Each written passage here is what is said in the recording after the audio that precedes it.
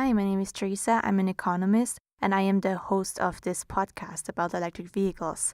I introduce you to both the challenges and solutions of the electrification of transport systems from an economic science perspective, referring to academic research.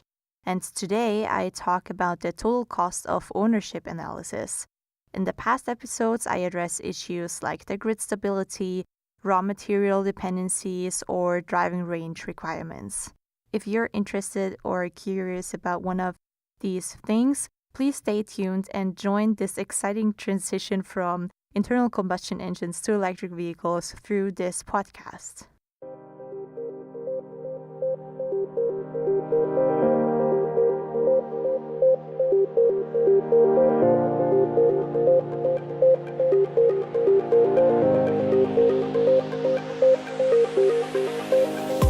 So, what is cheaper for the consumer, the electric vehicle or the internal combustion engine?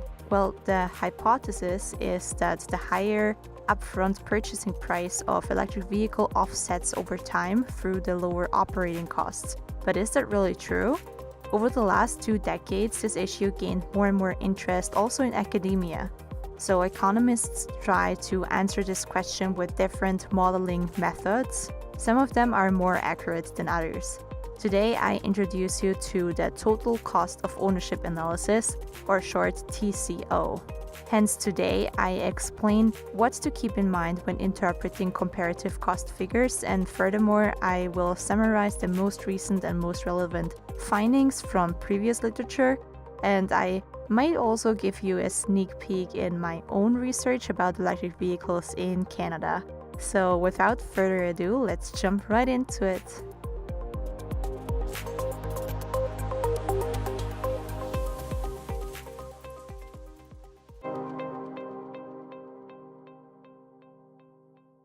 The total cost of ownership analysis, TCO, derives the total cost of owning a vehicle. So most of the time it refers to the cost from the consumer's perspective in monetary terms, and sometimes it refers to the societal cost in terms of non-financial aspects, but today I focus only on the former. TCOs differ from lifecycle analysis, which include also the cost of the periods before and after the usage.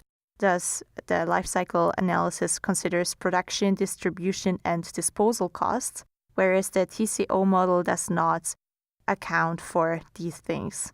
The TCO model is basically a mathematical formula, and each research paper calculates the total cost a bit differently, but the basic setup is usually the same. It is, in fact, very interesting to see how sensitive the results are to various circumstances and assumptions.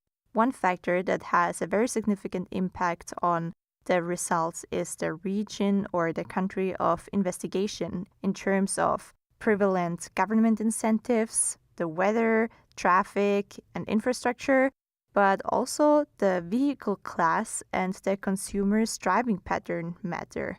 So please, people, should you ever read a newspaper headline or a tweet that says electric vehicles are much cheaper or gasoline cars are cheaper, just don't trust it right away because the context matters. There's no general case. You always have to consider the circumstances of the assessment. And hopefully after this episode, you will have a deeper understanding of how different factors affect the comparative cost analysis. And we will also talk through specific example case scenarios. To introduce you to how TCO works, I refer to a very nice example study today performed by Danielis, Giansoldati, and Rotaris in 2018, who focus on the Italian automotive market. In comparison to other European countries, Italy has a very poor electric vehicle adoption. Only 0.01% of total new car sales are electric vehicles. For comparison, Austria, France, Switzerland, Germany, they all have percentages between 1.5 and 3%. So the total cost of ownership formula is basically purchasing price plus annual operating costs, depending on for how long the consumer owns this vehicle. And it has some additional little details, such as the time depreciation factor, since consumers value expenditures today more than the expenditures tomorrow and subsequent expenditures. And the formula also includes some probabilistic elements that count for the uncertainty of some factors. And since it's quite hard to explain a mathematical formula via an auditive media such as a podcast, I uploaded a comprehensive visual information sheet on electric-vehicle-podcast.com. So, the Italian research paper calculates the TCO per kilometer by making very crucial assumptions. For example, they assume a car ownership period of 6 years, and they assume an annual driving distance of 5,000 in case 1, 10,000 in scenario 2, and 15,000 kilometers in scenario 3 per year. They oriented on the average Italian usage pattern of 11,200 kilometers per year, which is about 7,000 miles. And this is very, very different to what, for example, the average US American driving pattern is like. They traditionally have much longer commutes and much longer annual mileages. And furthermore, they focused on the small vehicle segment, since the Italian automotive market is dominated by these small and inexpensive cars, which is again very different to the automotive market in other parts of the world.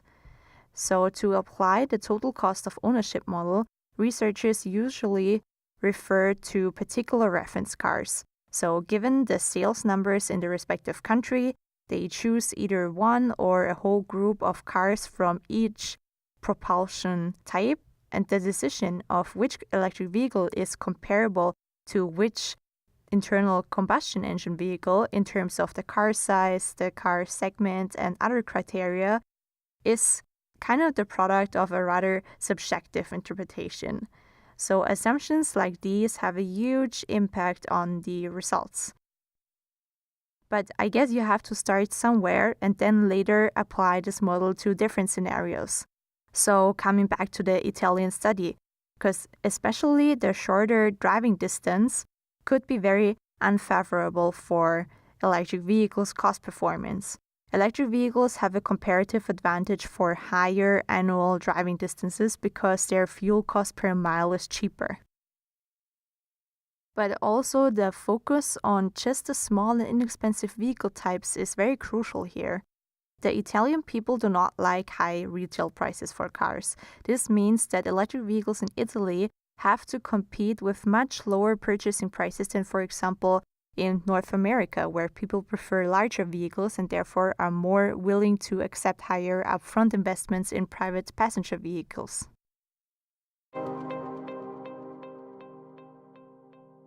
Alright, you probably see where all of this is leading to.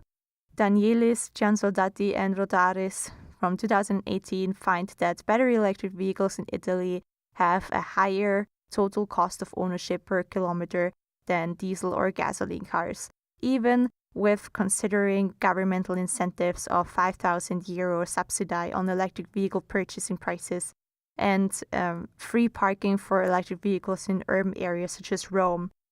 So for the example scenario of 15,000 kilometers driving distance per year, the authors come up with 41 euro cents per kilometers for an electric vehicle and respectively 36 cents for gasoline cars. And to be honest, most of the studies I read in preparation for this episode show similar results. Only very few suggest that electric vehicles are cheaper, and it is mostly only the case due to or thanks to governmental incentives.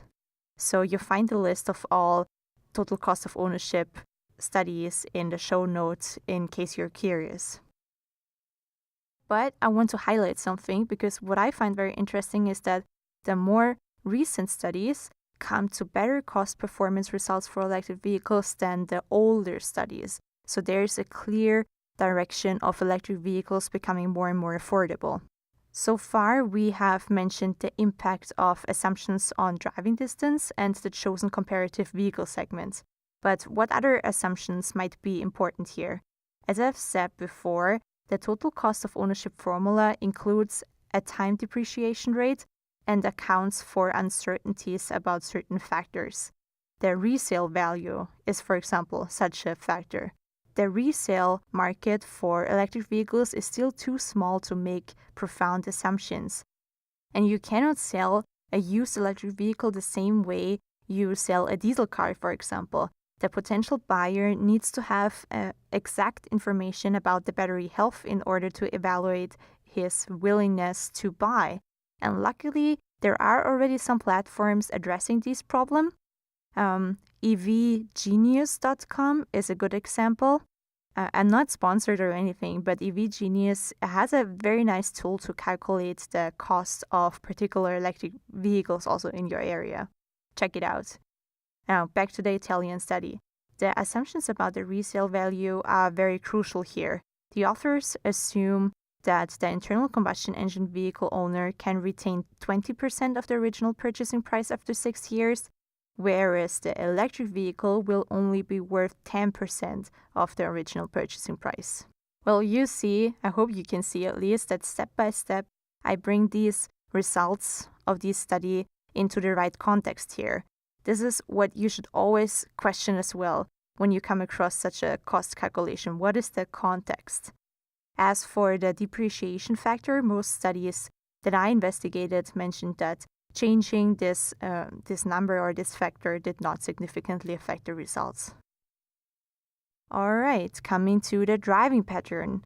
It makes a difference whether the vehicle is used in city traffic or mainly on highways. The Italian study assumes 60% city and 40% highway driving. Now, what do you think? How does this affect the results? Electric vehicles have a comparative advantage in urban stop-and-go traffic, as they are more efficient, for example, thanks to regenerative braking, whereas the frequent stop-and-go can easily drive the fuel consumption of a conventional car up. Speaking of fuel/electricity consumption, what shall we pay attention to here? The purchasing prices of electric vehicles are undisputedly higher. The only chance for electric vehicles to outperform cost-wise is through lower fueling costs. Therefore, the assumptions on the electricity price is probably the most important factor of this whole calculation. The authors of the Italian study use common electricity and fuel prices for Italy, which may be different in your country of residence. But here's the thing, and this is the point where I struck a bit when I was reading this, because it makes such a huge difference. And aside from that detail, I really find their study mostly reasonable. But the authors assumed two prices for electricity, one for charging at home and one for public charging stations.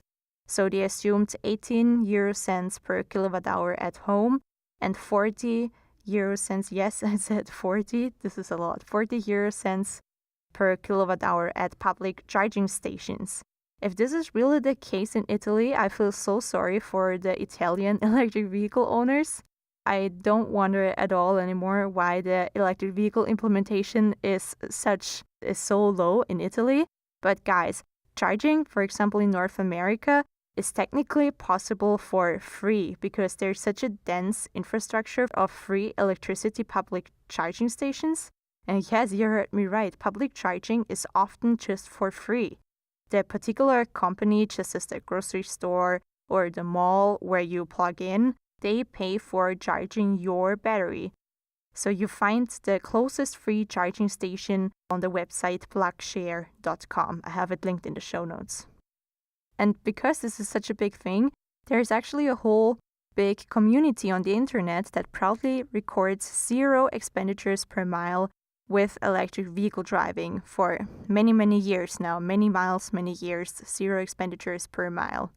So none of the total cost of ownership analysis that I came across in order to prepare this episode took this into consideration. Okay, you guys, before I call it a day, a few words to maintenance and repair costs. Since the electric vehicle has fewer moving parts, it is less vulnerable for failures. However, there is still the battery that has to be replaced at some point. At the current technology level, an average electric vehicle battery lasts maybe 10 years in terms of time and approximately 100,000 miles, which is 160,000 kilometers in terms of distance. So the new battery pack costs, at current technology again, minimum 3,000 euro, in most cases even more, so you have to take this into consideration as well. The gasoline or the diesel car does not have these battery replacement costs. But then on the other hand, the technological progress for batteries has been so rapid over the last years, so there's a very high chance that when an electric vehicle owner has to replace the battery, so when the time comes, the battery is already cheaper and more efficient than it is today. By the way, I plan an episode just about the maintenance of electric vehicles in the future. Alright, let us recall what we have learned in this episode. The total cost of ownership, short TCO, is a calculation model that economists use to compare the cost of electric vehicles with conventional cars. The results in the literature differ a lot.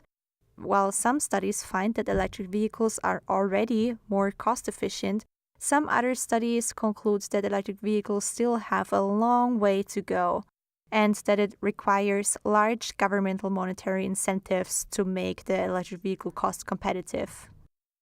Whenever you come across a comparative cost result, you should pay attention to the context of the study. First of all, what is the region of investigation, and how does it differ to the area where you live?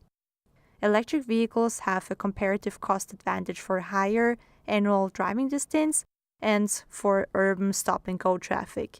In countries where consumers tend to buy only small and inexpensive cars, the high purchasing price of electric vehicles is more deterrent than in countries where higher expenditures in larger vehicles are common. Therefore, the vehicle segment in which the comparison is drawn affects the results. By the way, this is also why Tesla started in the luxury car segment, because customers are more willing to accept the higher purchasing prices there.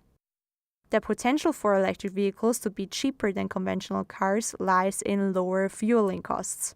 Hence, low prices for electricity are favorable for the electric vehicle cost performance. And similarly, it is true if diesel and gasoline is quite expensive in that specific area. But none of the total cost of ownership studies that I have investigated in preparation for this episode takes free charging stations in consideration, even though the free charging infrastructure is becoming more and more dense.